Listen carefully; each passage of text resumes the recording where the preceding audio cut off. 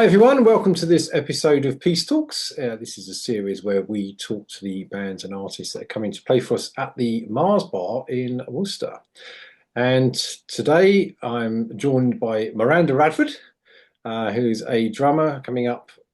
She'll be playing with her quartet this coming Thursday the 27th of February. So hi Miranda, and thanks for joining us today. Yes, of course. I know you've had a very busy schedule, Yeah. but we've managed to catch up a bit. So great to have you on for this interview. So you're quite young, 19 at the moment, is it? Yeah, 19, yeah. 19. So let's start with kind of how did your sort of musical journey all start then? Because yeah. Yeah. I I've always been, ever since I was a little girl, I've always been really drawn to drums. Like whenever there was like a festival going on and my parents would take me, I'd just run to the stage and just point at the drums. And I would always bring out the pots and pans and Okay. the wooden spoons and break the wooden spoons and give the drums a go. And my parents had enough, and then they decided to get me a drum kit. Right. My grandpa, who lives in Jamaica, he got me a drum kit, and yeah, and that was when I was about 6 years old.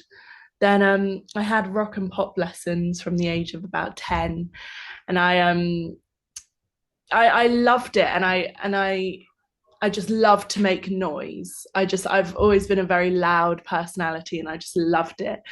But I joined a youth jazz band without really listening to much jazz Okay. or playing the genre at all. And the vibe of the band was very much you gig every week at like a school Hmm. fair and stuff like that. So I went straight into gigging, and I didn't know how to play jazz drums at all. So I really learned on the job. And then I started going to jams. I started listening to it more, started getting proper drum lessons. And then I ended up um, going to Tomorrow's Warriors and starting at their sessions, Right. Okay. which has been a massive boost with my career and who I am as a person, really. And so I joined the advanced development program, and then I was asked to join Tomorrow's Warriors Frontline, which is the all-female Yeah. collective. Mm. And yeah, and met my best friends, and then I moved on to university, and now I'm studying at Trinity Laban Conservatoire in my first year. Fantastic. So was all of that happening in London? Have you always been based in London or? I've always been based in London, yes. Yeah. So I grew up in southwest London, Mhm. and then obviously Trinity's in southeast, so made the move over there. Excellent. And so yeah, jazz, so you kind of just sort of fell into that and then Very kind much of had so. to Yeah. was there any kind of how did you sort of tackle going, jumping into that and learning jazz drumming? Well, I did go kicking and screaming, I have to admit. I think Oh, my whose parents were really, insistence was that then? well, my parents were just so keen on me just going for it and trying something new. And my drum teacher at the time was very much he had a lot of faith in me, even though I Right. couldn't play any jazz. And he just said, "Give it a go, just do it." And I was such a nervous nervous. I didn't want to do it.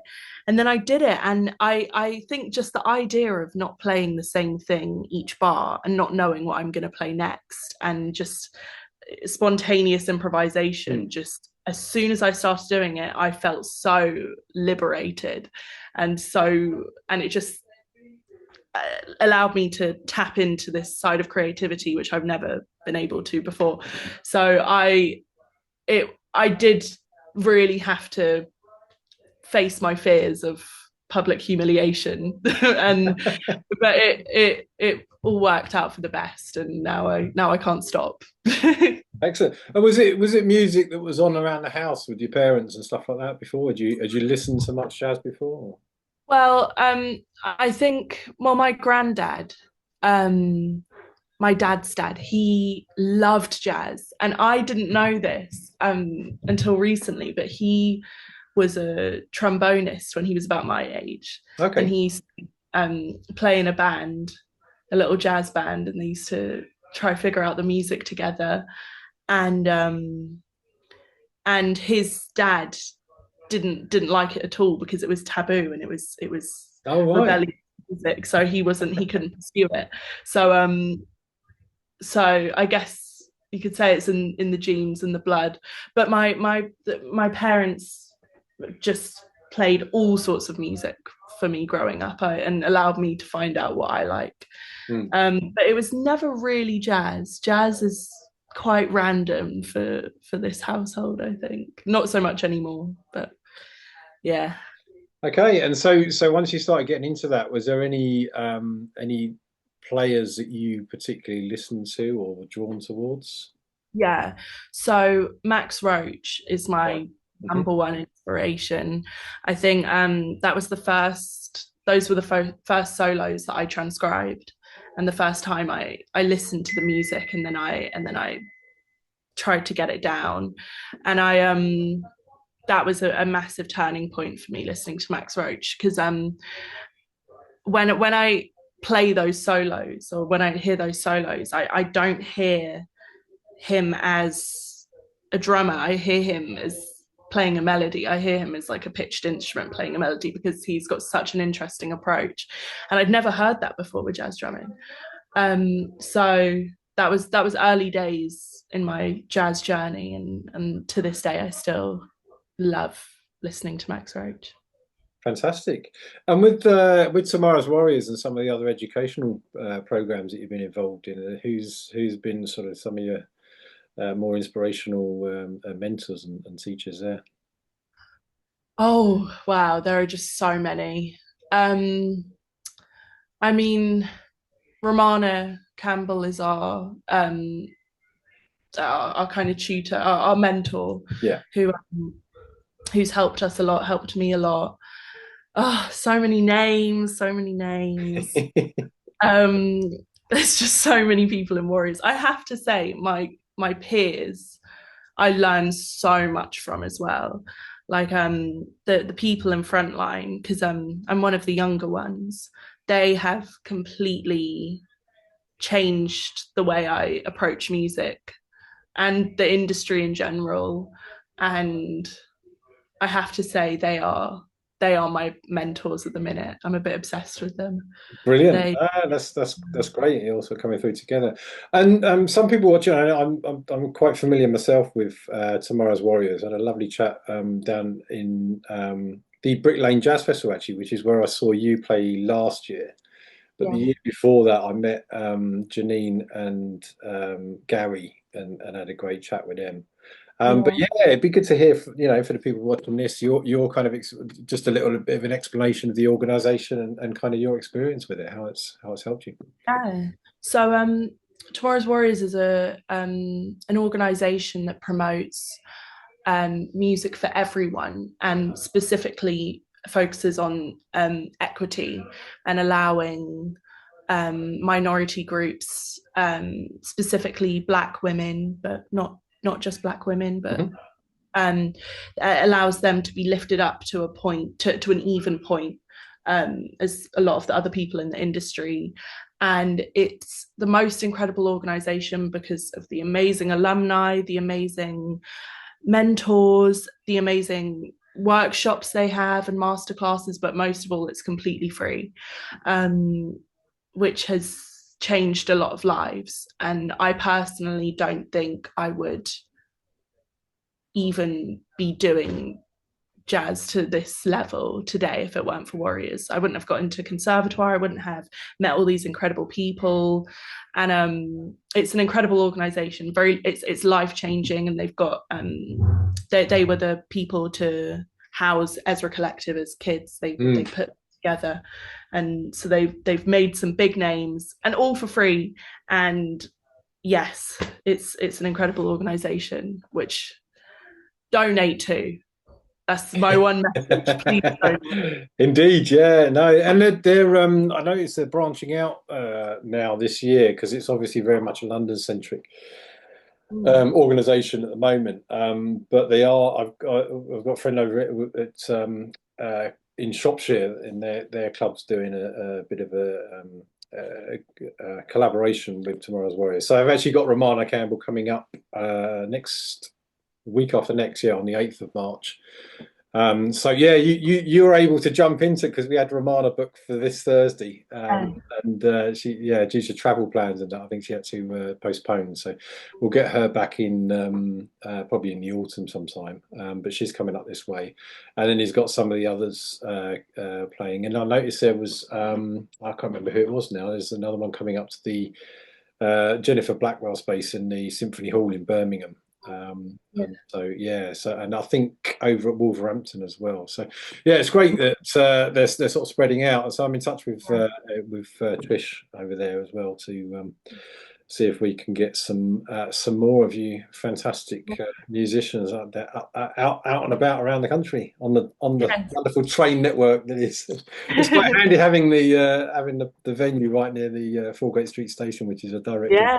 So we've had a few bands that have come up that way. Do you know Zoe Pascal? Yes, I do. Yeah, so he came up with Zeniel in I think it was 2023. That was, yeah, summer 2023. Yeah, they all ducked back down on the train. So yeah, it's great that we're able to sort of tap into that, because and we get a lot of stuff from the sort of Birmingham Conservatoire around this way, but it's good to see what's going on down in London. So let's talk about your quartet then, because you've got tell us who's in the quartet first of all. So there's Clara Devlin on trumpet, Kyle Osborne on keys, Tom Sheen on bass, and me on drums. Cool. So Kai, I think Kai was at Laban as well. Yeah, so Kai and Tom are at Trinity, and Clara's younger, but she's just gotten into Royal Academy, which is absolutely incredible. So fantastic. Yeah. And Clara was also the one of the finalists in the BBC Young Jazz Musician award. Oh, she killed it. I'm so lucky to play with her and have her in my quartet. She is one of a kind. She's amazing. It's really good. We had Ursula Harrison who won that award. Yes. She played in January with Eddie Gripper. Gripper's trio. She was touring with him at the time. So we've had two of the four finalists after your quartet. So we'll have to work on the others. But no, it's good to have you getting the recognition, and the musicians getting the recognition for that. And so what kind of music are we going to be hearing? Have you got any of your own stuff? Is it going to be? Yeah, so I've got a combination of things. I'm going to be bringing a couple originals, I think, that I've been working on with the band, and some stuff, some hard bop kind of stuff, just kind of contemporary swinging music. So some Wynton, some Roy Hargrove, some Herbie Hancock. We've got big plans, big set. Excellent. Yeah, really looking forward to it. And is there any recording in the works, or any plans for putting anything together? Not just yet. I guess we've only been together for a year or so. I've got a lot more music I need to write, and yeah, times like these are busy, and we're very young, so I'd love to record, but that takes time, and patience is a virtue. Indeed, yeah. There's no need to rush. What we should be able to do for you, we're usually able to record the full session, and also we'll record the stems as well. So we've had a couple of bands that have done live albums or contributed to live albums from our venue as well. So that's awesome. If that all goes to plan, you'll have all that to work with if you have the time and the inclination to put something down. But nice, I like that. We'll do all the video recording as well for you. So some good stuff. So yeah, really looking forward to having you up and hearing what you got to play for us. This would be the third event in the Upbeat series I started. That kicked off with Jazz Kaiser in January. And then we just had Impossible Conversations with a guy, Louis Hamilton Fode, from Birmingham. That was a really good gig as well, and we've had really good turnouts this year, comparatively, for um, our club. So it's been a full house for the three shows in a row, which is which is great. Right. I'm hoping everyone watching this, Worcester, West Midlands, come through for Miranda, because Yes, we've please. got a streak that's going, and we want to keep it going. But yeah, really looking forward to catching up with you and having you play for us. Thanks for your time today, Miranda, and Thank you so much. safe journey up on Thursday. Yes, I'm very much looking forward to it. And thank you for having me. It's going to be great. No worries.